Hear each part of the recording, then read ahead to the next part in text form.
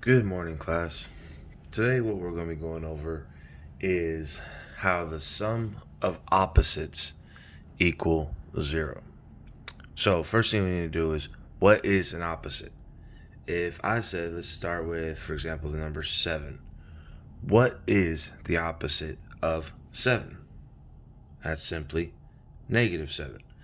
If you count it from 0 7 ways, 1, 2, 3, 4, 5, 6, 7, in the positive direction, which is to the right, that gets you 7. The opposite is counting to the left, which is 7 spaces, is negative 7. Let's do a few more examples. Opposite of 3 would be negative 3. Opposite of 15 would be negative 15.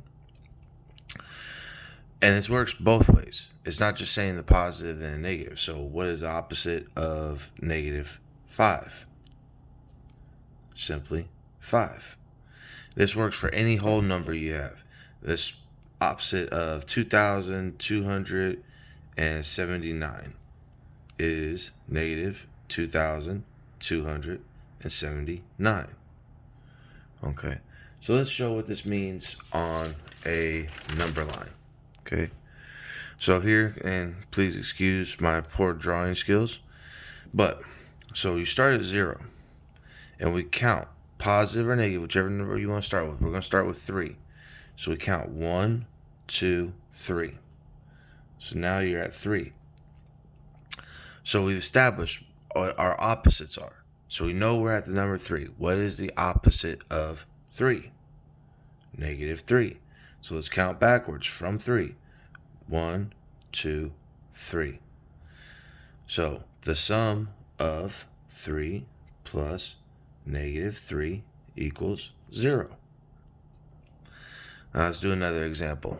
Okay, up here we have a few larger graphs. Let's do 25. Let's say our number is 25. Start from 0. Let's count to 25. We're going to count by 5s. 5, 10, 15, 20, 25. Okay.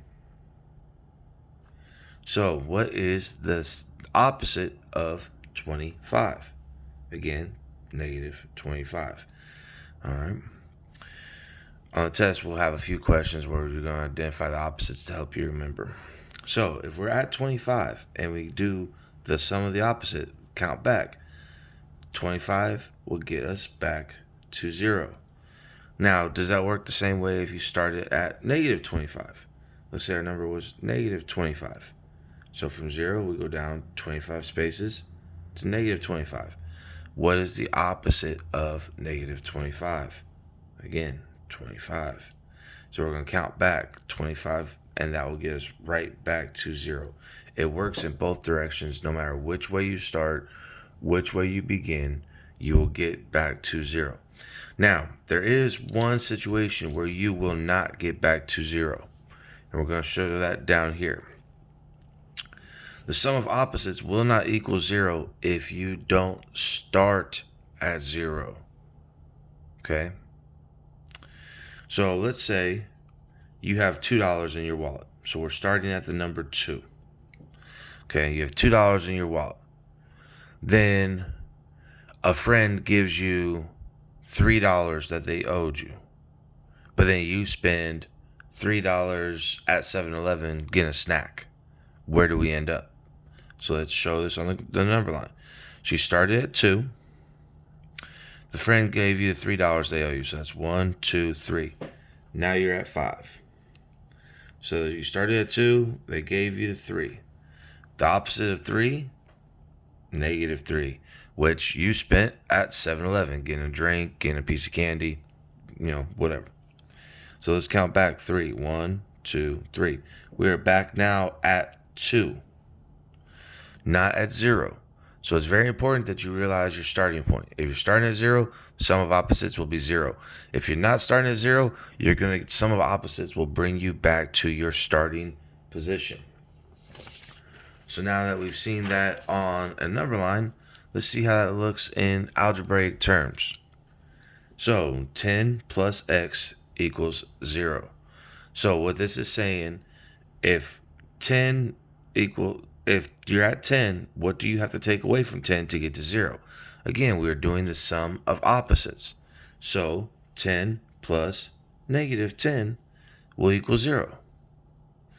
In the same way down here, sum of opposites, negative 15 plus what equals 0? What is the opposite of negative 15? That's right, 15. So negative 15 plus 15 equals 0. Now let's show you how, because this is going to be something you're going to be using in every math from now until whenever you take your last math. Let's show you how to do this, how to show this work and do this algebraically. If I saw this, I know the sum of opposites. I know 20 plus x equals 0. What if you're dealing with multiple numbers, you don't know the opposite, you forget? How would you solve this algebraically? To solve for x, all you want to do is isolate x to one side of your equal sign. So to do that, you have a positive 20 here.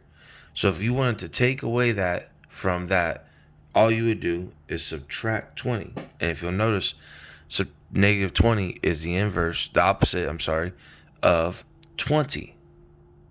Now, whenever you're doing something to an equation, though, it's not like just a number line where you put negative 20 there and that gets us back to 0. We're solving for x on this time.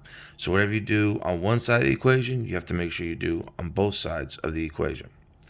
So that gives you x equals negative 20. All right. See how I show that algebraically? And we will get a lot more practice in this in the coming weeks. Here's a little bit more. Let's work this problem together. 13 minus 13 plus x equals 0. I want you to show me in the chat some of your guesses right now before I move on. What do you guys think x will equal? To you, if I said 13 minus 13 plus x equals 0, what do you think x equals? Okay, so let's work this problem now. Okay, so again, we want to solve and isolate for x. So doing the work this way. Now we could do this one of two ways. I could add 13, I could subtract 13 from both sides, I could add 13 from both sides. But you know what, instead of doing double the work with having to do that, let's combine all the terms on one side, and then we'll move it. So 13 minus 13 equals 0, plus x equals 0. So x equals 0. I know that was kind of an easy one, but I didn't want to blow you guys' mind too hard, too quick. All right, if you have any questions, let me know tomorrow. We will keep going.